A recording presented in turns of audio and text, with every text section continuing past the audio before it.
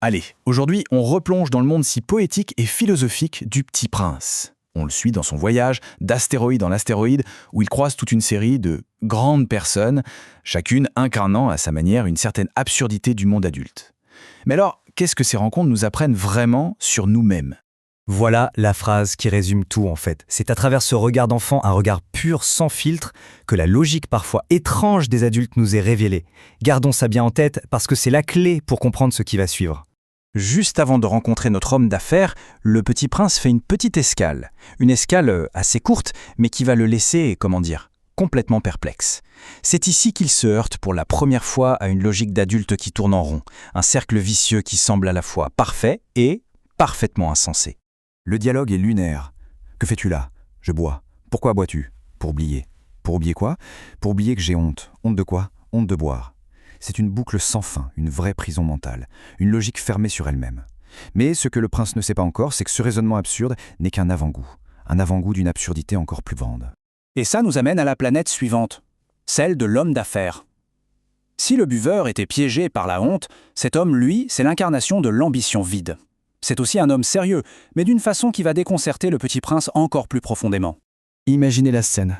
L'homme est tellement plongé dans ses calculs qu'il ne lève même pas la tête quand le petit prince arrive. Sa propre cigarette s'est éteinte sans qu'il s'en rende compte. C'est un petit détail, mais ça dit tout. C'est un homme complètement déconnecté de sa propre réalité, prisonnier non pas d'une bouteille, mais de ses chiffres. 501 622 731. Ce n'est pas qu'un nombre, c'est tout son univers. Il le répète en boucle, comme une obsession. On sent que c'est important pour lui, mais qu'est-ce que ça peut bien représenter ? Le mystère commence. 501 millions de quoi ? Et voilà. Avec la simplicité désarmante qui le caractérise, le petit prince pose la question.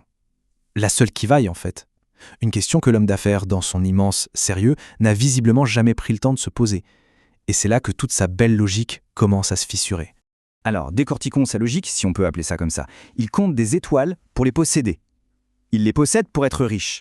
Et il veut être riche pour acheter encore plus d'étoiles. On est en plein dans le même schéma que le buveur, n'est-ce pas ?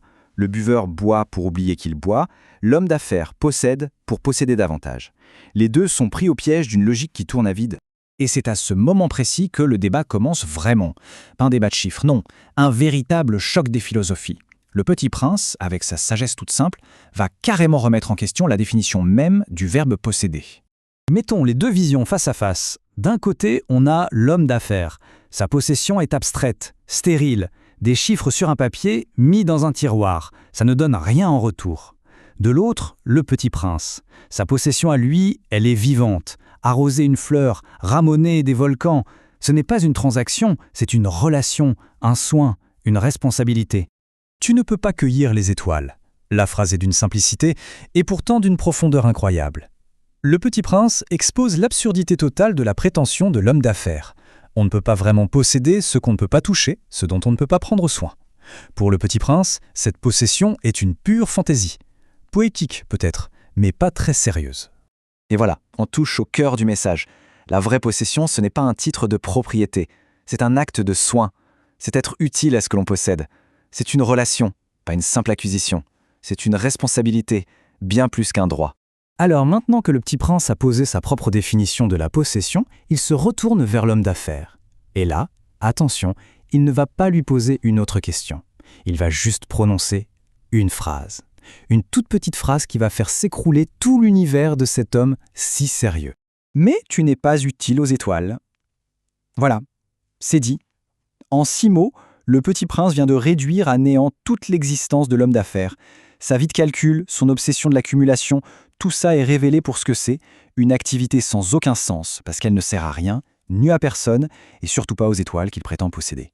Et face à ça, l'homme d'affaires est KO. Il ouvre la bouche, mais rien ne sort. Que pourrait-il bien répondre ? Son silence, c'est l'aveu de sa défaite. Face à la logique simple et pure d'un enfant, son monde complexe de chiffres vient de s'effondrer comme un château de cartes. Alors, qu'est-ce qu'on retient de cette rencontre au final ? Elle nous force à nous poser une question fondamentale. Qu'est-ce qui a vraiment de la valeur dans nos propres vies ? Est-ce ce qu'on accumule ou ce dont on prend soin ? Pour résumer, on a donc deux visions qui s'opposent totalement. D'un côté, la possession matérielle, abstraite, froide, obsédée par l'accumulation. De l'autre, la possession qu'on pourrait appeler relationnelle, concrète, pleine de soins et centrée sur l'utilité. Saint-Exupéry nous demande finalement de réfléchir à ce que sont, pour nous, les vraies choses sérieuses. Et cette question, elle résonne bien au-delà des simples objets. Sommes-nous utiles à nos amis, à notre famille, à notre communauté? Est-ce que nos carrières, nos passions, nos savoirs apportent quelque chose au monde? Le Petit Prince nous quitte avec ce défi finalement, ne pas simplement posséder notre vie, mais lui être utile.